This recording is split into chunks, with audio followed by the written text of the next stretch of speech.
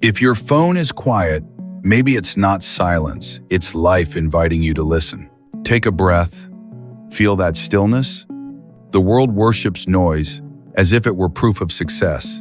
Endless notifications, constant invitations, a calendar that never sleeps. But when everything finally goes quiet, that's when the truth begins to whisper. You start wondering, maybe I'm falling behind. Maybe something's wrong with me. But what if the silence isn't a punishment? What if it's a promotion? Maybe your soul is just asking for space to grow stronger. The Stoics believe that the crowd is like a tide, it pulls you in directions you never chose. True strength isn't in following the current, but in standing firm when everything tries to sweep you away. Think back for a moment, the last time you chose honesty over fitting in. Maybe you left a party early, turned off a group chat, or said no to something that felt wrong. It felt lonely at first, but didn't it also feel clean? Like the world went quiet enough for you to finally hear your own thoughts. Here's a simple truth. The person who can sit with silence will never be controlled by it. Because when you no longer need the applause, you start building something stronger than validation, self-respect. I once met a man who told me, I used to chase every invitation. Now, I chase peace. He said the loudest rooms made him feel the most invisible. That's when he learned, solitude isn't absence, it's clarity. So if tonight feels quiet, don't mistake it for emptiness.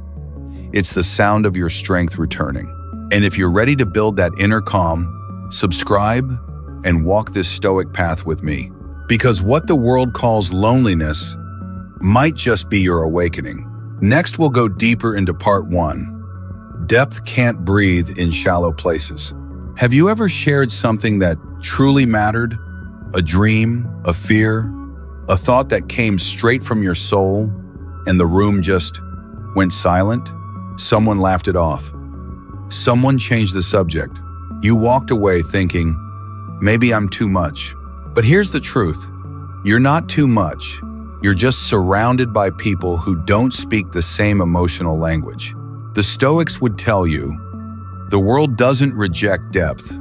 It just doesn't know how to swim that deep. Marcus Aurelius once wrote, the soul becomes dyed with the color of its thoughts. If your thoughts are rich, reflective, and intentional, then surface-level talk will always feel like breathing through a straw. You don't crave attention, you crave connection. That's not arrogance. That's awareness. Most people bond over distractions, gossip, noise, trends, things that cost nothing and mean nothing. But you want conversations that leave echoes, not static. That's why the shallow will never understand your silence, because silence requires depth to appreciate it. I once met a successful entrepreneur who said, I stopped talking about my dreams at parties. People wanted to laugh at ambition, but never build with it. He didn't grow bitter, he grew selective. Because depth isn't about being understood by everyone, it's about being true enough that only the right few will understand you. So the next time you feel out of place, remember, you're not being left out, you're being filtered.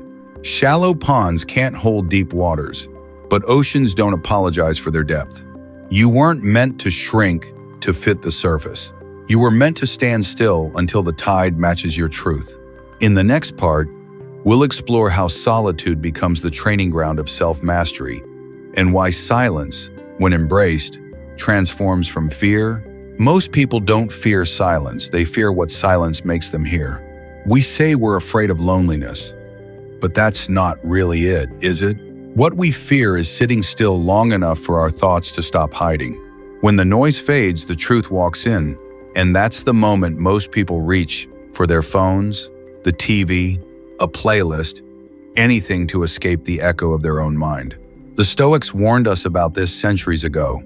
Epictetus said, if you wish to improve, be content to be thought foolish and stupid. Translation? Real growth doesn't look glamorous. It often looks like long evenings without distraction, quiet mornings where your only conversation is with yourself.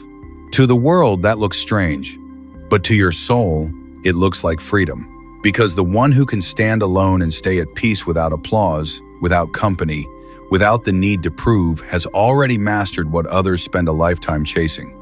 I once heard about a woman who spent a week in a mountain cabin with no Wi-Fi, no music, no notifications. She said the first night felt like withdrawal. Her mind screamed for noise. But by the fourth day, she could finally hear something else: clarity. She realized silence hadn't trapped her. It had introduced her to herself. The storm wasn't outside, it was within. And once she faced it, it calmed.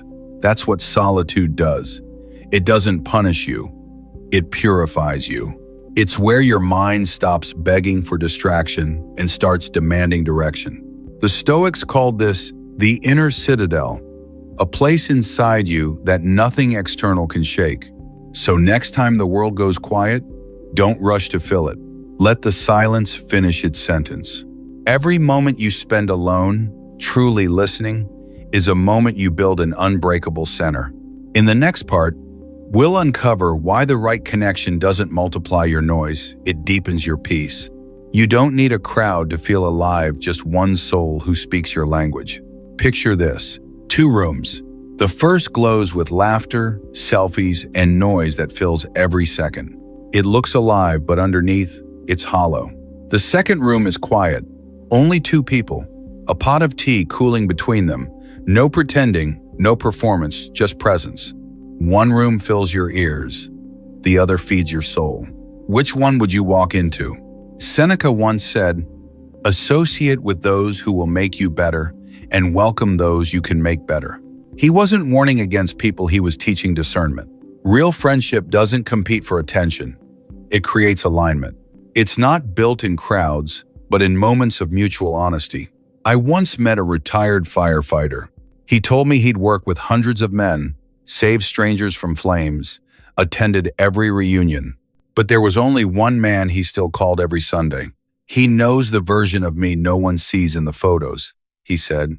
That's not friendship, that's brotherhood. The truth is, the more your character deepens, the smaller your circle becomes. It's not because you're cold, it's because your standards stop settling. Quantity is comfort, quality is clarity, and clarity costs crowd approval. Ask yourself this: do your connections sharpen your integrity or your image? Do they push you to be calmer, wiser, kinder, or just louder? When you start filtering your circle through truth instead of trend, the room gets quieter, but your peace gets louder. A Stoic approach is simple. Choose the company that challenges your comfort but protects your values. If you have to dim your light to belong, you're in the wrong room. Because the right people won't need you to shrink, they'll help you expand. So tonight, choose the quieter table. Even if it's just you, your journal, and a mind that finally feels safe inside its own silence. Because what is rare is valuable, and what is valuable must be guarded. Next, we'll explore how the right people appear at the right season, and why patience isn't waiting, it's wisdom. Everything beautiful takes its time, especially the people meant to walk beside you. We live in a world addicted to speed, fast success, fast connection, fast validation. We want friendships that click instantly and belonging that doesn't require patience. But nature doesn't rush, and yet everything still blooms on schedule. The river doesn't panic to reach the sea. The fruit doesn't ripen because you demand it. The same is true for the right people. They don't arrive when you want them to.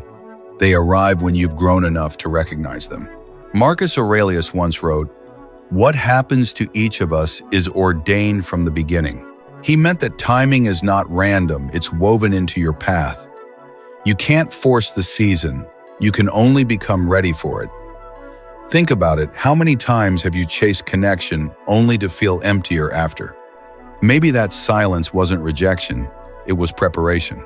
I remember meeting a photographer who spent her youth trying to fit into scenes that never matched her vision. She called it editing myself to belong. But one day, she stopped. She began shooting alone, wandering forests at sunrise, capturing light without needing approval. A year later, she met others who shared the same rhythm, the same quiet fire. If they had come earlier, she said, I would have been too busy pretending to notice them. That's the paradox of growth. When you stop shrinking to be seen, you finally become visible to the right eyes. So don't chase the ship sailing away from you. Build the shore that calls them home. Be the steady flame, not the spark.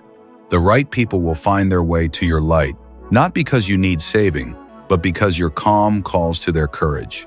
Patience, in the Stoic sense, isn't passive waiting, it's active trust. It's knowing that timing belongs to nature, and nature never fails its schedule. Next, we'll tie everything together, the truth behind having fewer friends, and why that may be the clearest sign you're becoming who you were meant to be.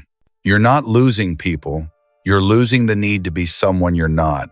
We've been taught to fear empty seats, as if silence means failure. But the Stoics saw it differently. They knew that emptiness is not the absence of life, it's the space that allows life to deepen. When your circle shrinks, it's not rejection, it's refinement. You're no longer walking just to keep up. You're walking because the direction matters. The truth is, fewer friends doesn't mean less life. It means less noise.